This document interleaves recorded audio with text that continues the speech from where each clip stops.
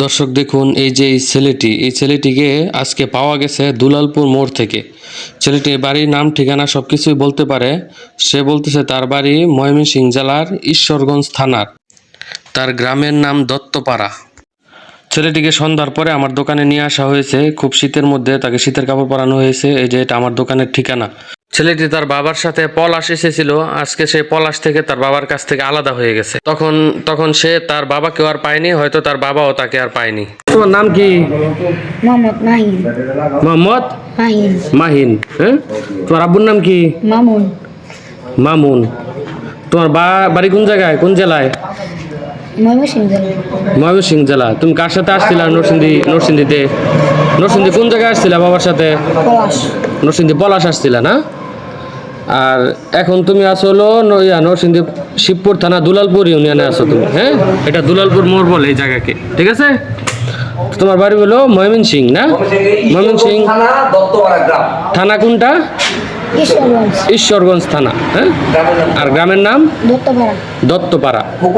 ময়মনসিংহ জেলার ঈশ্বরগঞ্জ থানা দত্তপাড়া গ্রাম। ঠিক আছে। এবং খোকন নেতা আছে বলে একটা মারা গেছে তাকে বাড়ির মানে পাশেই বাড়ি। খোকন নেতা তাদের বাড়ির পাশে তোমার বাড়ি না? আচ্ছা ঠিক আছে। দাদা লাগে। খোকন নেতা তোমার দাদা লাগে না?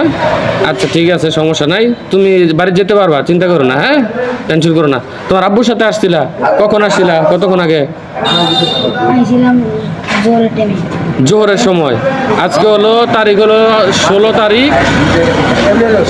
তারিখ। আজকে হলো রোজ সোমবার। জোহরের সময় সে নরসিংদী পলাশ থানায় আসছিল কিশোরগঞ্জ থেকে। সে আর বাড়ি যেতে পারে নাই, তার বাবাকে হারিয়ে ফেলেছে। এখন তুমি কি বাড়ি যেতে চাও না? আচ্ছা ঠিক আছে, তুমি বাড়ি যেতে পারবে ইনশাল্লাহ। আমার এই যে বড় ভাই তাকে বাড়ি পৌঁছে দেওয়ার ব্যবস্থা করবে ইনশাল্লাহ, ঠিক আছে? তুমি কোনো চিন্তা করো না। হ্যাঁ, ঠিক আছে। আর যদি আপনারা কেউ তাকে চিনে থাকেন তাহলে অবশ্যই যোগাযোগ করবেন। আমি নিচে নাম্বার দিয়ে দিচ্ছি, এই নাম্বারে যোগাযোগ করবেন। অবশ্যই তাকে বাড়িতে ফিরিয়ে দেওয়ার চেষ্টা করা হচ্ছে ইনশাল্লাহ, ঠিক আছে?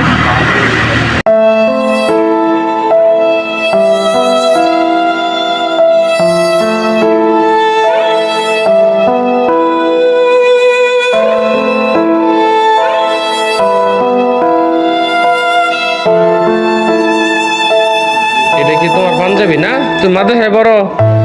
কিসে পড়ো? নাজারায় পড়ো না?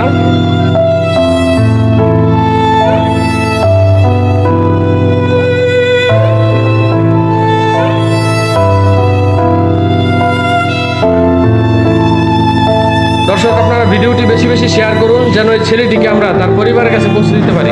ধন্যবাদ সবাইকে।